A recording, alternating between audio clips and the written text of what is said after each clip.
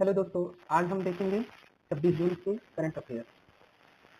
पहला क्वेश्चन है, हाल ही में किसे व्हाट्सएप का नया ग्लोबल हेड नियुक्त किया गया है, जिसके तहत पेरेंट कंपनी मेटा ने ट्रेड में 20% हिस्सेदारी खरीदी है।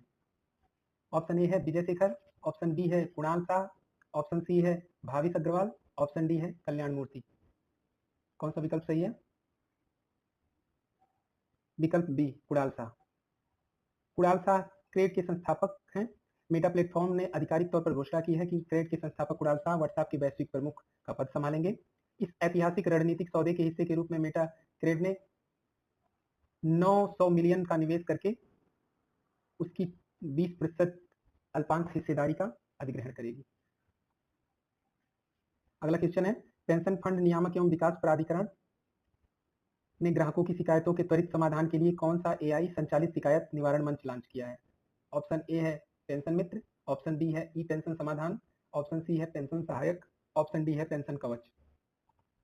कौन सा विकल्प सही होगा? विकल्प नंबर सी, आर्टिफिशियल इंटेलिजेंसी द्वारा शिकायत निवारण पेंशन फंड नियामक एवं विकास प्राधिकरण ने पेंशन सहायक से एक एआई संचालित पोर्टल लॉन्च किया है। यह डिजिटल प्लेटफॉर्म ग्राहकों की समस्याओं और शिकायतों को तुरंत ट्रैक कर स्वचालित रूप से उनका त्वरित निपटारा करेगी, जिससे पेंशन भोगियों की डिजिटल सेवा वितरण में सुधार होगा।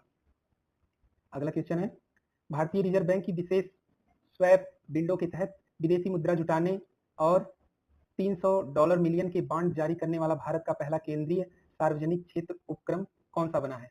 Option A, Rashtriya Tap Vidyut Nigam, option B, power finance corporation, option C, oil and natural gas corporation, option D, GAIL India limited. कौन सा विकल्प सही है? विकल्प बी, पावर फाइनेंस कॉर्पोरेशन। एक अभूतपूर्व वित्तीय उपलब्धि पावर फाइनेंस कॉर्पोरेशन ने अपने global medium term note programme के तहत $300 मिलियन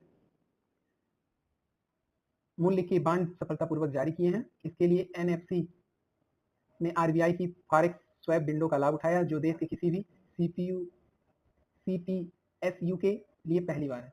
पावर सेक्टर के लिए क्यों महत्वपूर्ण है? यह कदम भारत की विदेशी पूंजी को आकर्षित करने की क्षमताओं को रेखांकित करता है। जुटाए गए फंड का मुख्य उपयोग देश में बुनियादी ऊर्जा, नवीकरण ऊर्जा परियोजनाओं के विकास और उनके आधुनिकीकरण के लिए किया जाएगा। अगला क्वेश्चन है, जून 2026 में वित्त मंत्रालय के सार्वजनिक उद्यम विभाग ने किस रक्षा सार्वजनिक क्षेत्र के शिपयार्ड को मिनी रत्न श्रेणी 1 से अपग्रेड करके नवरत्न का प्रतिष्ठित दर्जा दिया है? ऑप्शन ए है Mazagon dock ship builders, option B, Cochin shipyard limited, option C, Goa shipyard limited, option D, garden reach ship builder and engineers. कौन सा विकल्प सही है? विकल्प D, garden reach ship builders and engineers. Navratna का यह नया गौरव है। केंद्रीय वित्त मंत्रालय के तहत लोक उद्यम विभाग ने गार्डन रिच शिप बिल्डर्स एवं इंजीनियर्स लिमिटेड को अपग्रेड कर नवरत्न का दर्जा दिया है। कोलकाता मुख्यालय वाला यह शिपयार्ड भारतीय नौसेना और तटरक्षक बल के लिए युद्धपोतों का निर्माण करने में अग्रसर है। इस दर्जे के मिलने के बाद उनके वित्तीय और परिचालन स्वायत्तता मजबूत होगी।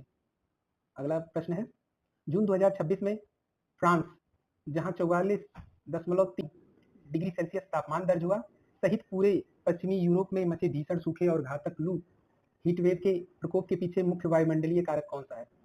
Option A, omega block, option B, El Nino वायुमंडलीय दबाव, option C, Caribbean circulation, option D, Antarctic भंवर विस्तार। कौन सा विकल्प सही है? विकल्प नंबर ए, ओमेगा ब्लॉक। वैज्ञानिक रूप से इसे ओमेगा ब्लॉक कहा जाता है क्योंकि बनने वाला वायुमंडलीय दबाव ग्रीक अक्षर ओमेगा जैसा दिखता है। इसमें एक उच्च दबाव वाला क्षेत्र दोनों ओर से कम दबाव वाले क्षेत्र से घिरा रहता है, जिससे गर्म हवा एक स्थान पर ढक्कन की तरह फंस जाती है और लगातार गर्म होती रहती है। अगला प्रश्न है, 24-25 जून 2026 को दुनिया भर में 8 घंटे के अंतराल में 4 शक्तिशाली भूकंप आए।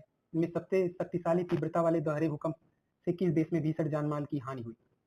ऑप्शन ए, जापानी Kuji, option B, Venezuela Caracas, option C, America California, option D, Indonesia Java. कौन सा विकल्प सही होगा? विकल्प बी, वेनेजुएला काराकास। एक अत्यंत दुर्लभ भूगर्भीय घटना में कैलिफोर्निया, वेनेजुएला, जापान में कुछ ही घंटों के अंतराल पर भूकंप आए। वेनेजुएला के तटीय राज्य ला गुएरा और राजधानी काराकास में भारी नुकसान हुआ। दर्जनों बहुमंजिला इमारतें जमींदोज हो गई और 164 से अधिक मौतों की पुष्टि की जा चुकी है। अगला प्रश्न है, पत्तन पोत परिवहन और जलमार्ग मंत्रालय के नवीनतम आंकड़ों के अनुसार किस प्रमुख बंदरगाह को 45% शुद्ध कार्बन उत्सर्जन कटौती के साथ स्कोप 2 उत्सर्जन मुक्त मॉडल बंदरगाह घोषित किया गया है? Option A Jawaharlal Nehru Port, option B VO Chidambaranar Port, option C Kandla Port, option D Kolkata Port. कौन सा विकल्प सही होगा? विकल्प B VO Chidambaranar Port Authority. Tamil Nadu के तूतुकुंडी स्थित वीओ नवीनीकरण और सौर ऊर्जा पर्यावरण अनुकूल हरित पहलों के तेजी से लागू करने उत्सर्जन में 45% की शानदार कमी हासिल की है। केंद्रीय मंत्री सर्बानंद सोनोवाल ने इससे स्कोप 2 उत्सर्जन मुक्त मॉडल बंदरगाह के रूप में सम्मानित किया है।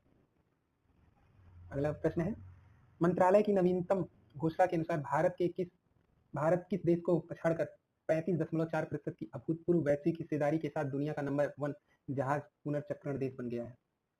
Option A Bangladesh, option B चीन, option C Pakistan, option D तुर्की। कौन सा विकल्प सही होगा? विकल्प ए बांग्लादेश। भारत ने वर्ष 2025 में कुल 2.99 मिलियन ग्रास टन जहाजों को रिसाइकल कर वैश्विक जहाज रिसाइकलिंग बाजार में अपनी हिस्सेदारी बढ़ाकर 35.4% कर ली है। भारत ने बांग्लादेश को पिछाड़कर पहला स्थान प्राप्त किया है और गुजरात का Alang Sosiya ship recycling yard Bharat की लगभग 97% रिसाइकलिंग गतिविधियों को अकेले संचालित करता है। अगला प्रश्न है, आज का करंट अफेयर यहीं पे समाप्त होता है। धन्यवाद। प्रतियोगी परीक्षाओं की बेहतरीन और सटीक तैयारी के लिए हमारे साथ जुड़े रहें। दैनिक अपडेट के लिए चैनल को अवश्य सब्सक्राइब और लाइक करें। धन्यवाद।